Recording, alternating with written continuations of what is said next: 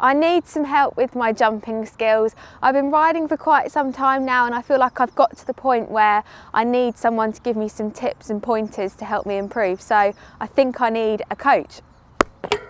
Whoa, look who's turned up. Hopefully today you can give me some tips and pointers to help take my riding to the next level. So let's do it.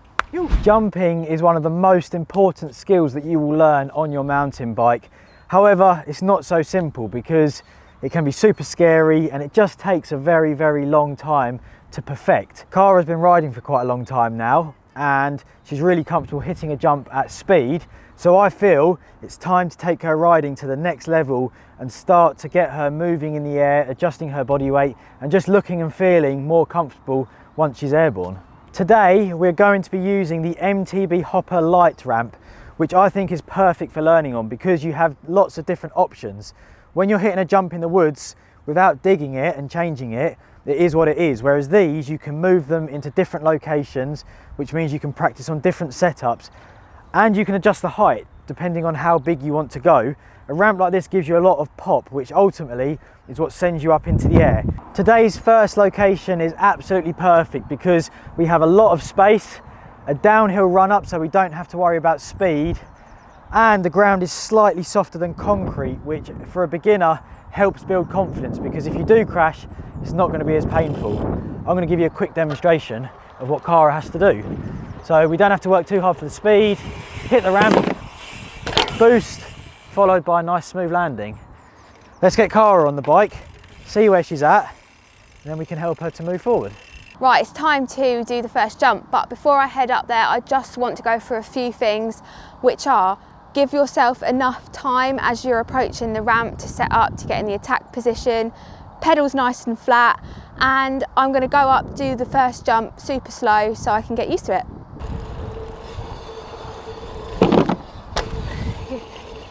Nice, that was really good. Thank you. Do another one as that was a warm-up. Yeah. I'm going to film it in slow motion and then we can check it back and analyse it. Cool, okay, I'll get back to the top.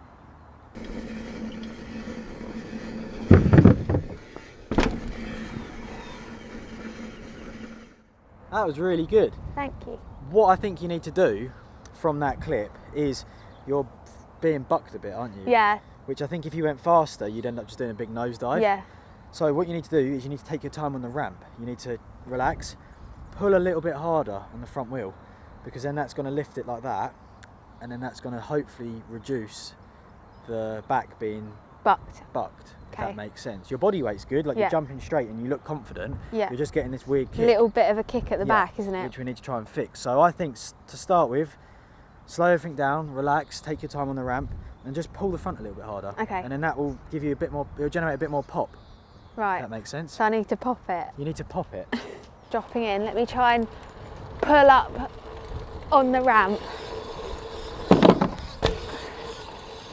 Tom's shaking his head, so I think that means I need to try it again. He's telling me to go a bit faster, so I'm going to go up there, get a bit more of a run up and go quicker into the lip. Right, here we go again then.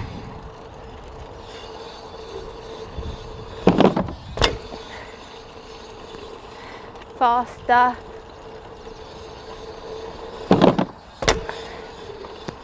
That felt way better. I think that was a bit better. What do you think? It was really good. Speed helped, he was going much faster. Yeah. You lifted up, which was good, and you lifted up more to the point where you landed on the back wheel. Yeah. Which on a setup like this with no landing is actually going to absorb and make it a little bit smoother. Yeah. What you need to do is now lift the back wheel up at the same time and create like a bunny hop out the ramp, because if you start pulling up too hard with the front wheel, you're going to do a backflip. And we're not really on that level yet. So try a little bunny hop. So I need to speed, pull, and just bunny. Control that back wheel. Pull up with the back, okay. Yeah. Let's give that a go then. Speed, pull and pop. Oh my God! Was that good? Whoa! I didn't mean to do that little drifty, but that was a cool bonus. Thumbs up from Tom. Let's check it out then. Boom, she smashed it there.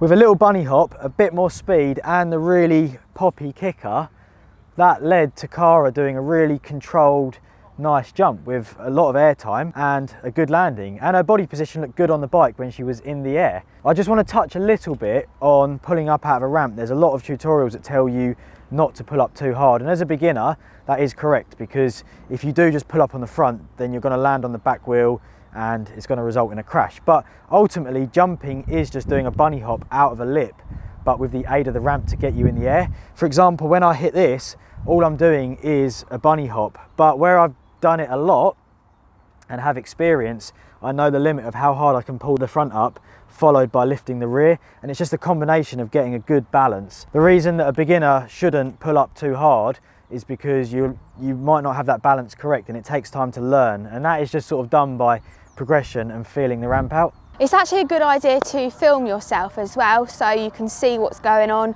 Slow motion is even better, so you can go through it a bit slower and see exactly where you're going wrong. So we're going to get a few shots on the side and hit the jump. Right, that's in place, let's do it. Right, time to check it back. Well, you like put your whole wheel's front wheel's well high. Out the ramp, you lift your wheel up so much higher and then scoop the bike up to the same sort of level. Yeah. Whereas I just ride the ramp and then pull up a little bit. You're pulling up, but you can't pull up any higher because your front wheel's not allowing you to go any higher, you know? So what you need to do is, and this is where that balance comes in, what I was saying about, you need that confidence to lift the front wheel. Yeah. And then as your front wheel lifts, you can then bring the back up with it. But what you don't want to do is lift the back wheel higher than the front, because obviously you're going to or the front wheel higher than the back, so that you go over the back. Do a backflip. So that's that balance that we're trying to find. But do you sort of understand it? Yeah, now? I do. Whereas before maybe no. Yeah, no, I didn't before. But it's just one of these things where obviously you need not just one day to practice it. You're never going to learn it just now. No. It's going to take years to, or not years, but like a long time to feel lifting the front and feel where that limit is. Because you know, I can where I've done it for a long time, I can really feel like, right, before I go off the back, that's the limit. Now level and bring the bike up. But that's just muscle memory of doing it hundreds of thousands. I don't even want to count, but you will get that. And now you understand, and understanding the technique now is hopefully going to help. That.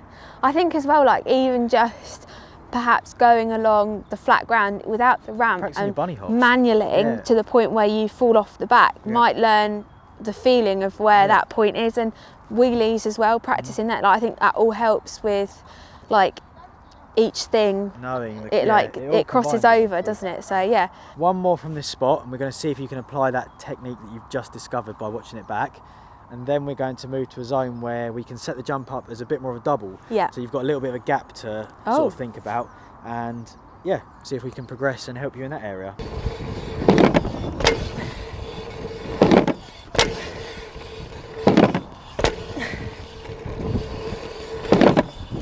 Oh my God, I feel like there's a definite improvement in that, and it's one of these things which I think I'm never going to learn in one day. But even from when we first got here, like I was dragging up the lip quite a lot, and I don't think I'm doing that anymore, and I'm feeling super like more confident in a way, because I know what I need to do, and I know like the motion, like I need to pull and scoop, but it's going to take more than a few hits on the ramp, and probably a few more days as well to perfect that and to actually gain some proper height from it. But I think I'm ready to move on now to the next feature, so let's go. We've come to this bank which is perfect for the step down, which is actually for me not the scariest thing ever. Like, I actually prefer riding step downs to gap jumps. We've got the ramp set up, and we've actually put it on the higher setting as well, so we've got a bit more of a kick, and I think it's time that I give it a go. So I'm going to get my run up and send. Oh, just that little bit of difference in height makes a lot of difference, and it sends you up further, and especially if you're landing into a bank that's a step down, that is so scary. But I'm stoked at that attempt.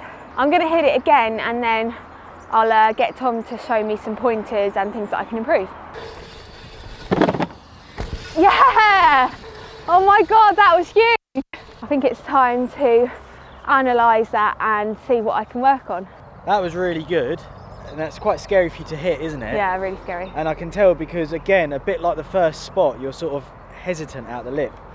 which is all part and parcel, because as we saw earlier, once you've hit it a few times and can build that confidence, you started to adapt the technique. So same thing, hit it a few times, try and work the pop and the lift. What I'm actually going to do is drop the ramp a bit lower, which is kind of like the best thing with these ramps. You can change them as how you want to, because I think now I've hit it on the big one, I'd feel more confident going back to a little bit smaller so that I can adapt the technique and actually get it perfected before we then go bigger, because then you can just gradually go up. Sometimes you shouldn't run before you can walk, so that's exactly what I'm doing right now.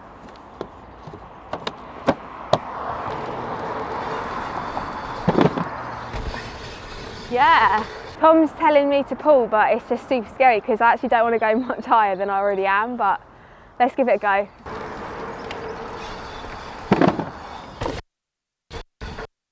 Oh my God, that felt huge. I done that tuck up thing. I don't know if I pulled, but I tucked to try and get a bit more height.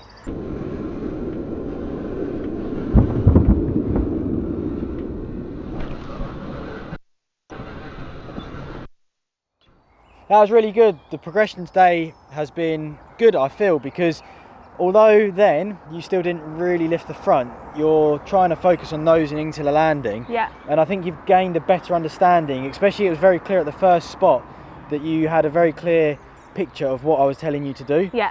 And I think that for you and for you guys watching who are learning to jump, I think that would be good help to sort of help you along the way into progressing your jumping to that next level. It doesn't happen overnight, it does take time. Cara is never going to be doing huge boosts in this video because it's one afternoon, but you've showed you can adapt as well. You've jumped doubles, thought about a gap, thought about landing, thinking about a step down, and having that confidence in different areas helps your overall confidence as well, which means that you can apply them techniques because you're just feeling more comfortable on the bike in general. So definitely. I think that you've done really well. Thanks. We're going to call that one there. So if you've enjoyed it, give us a thumbs up. Hopefully it's helped you as well. We're going to be back doing a few more of these again because they're good for Cara's riding and they're good for you guys watching.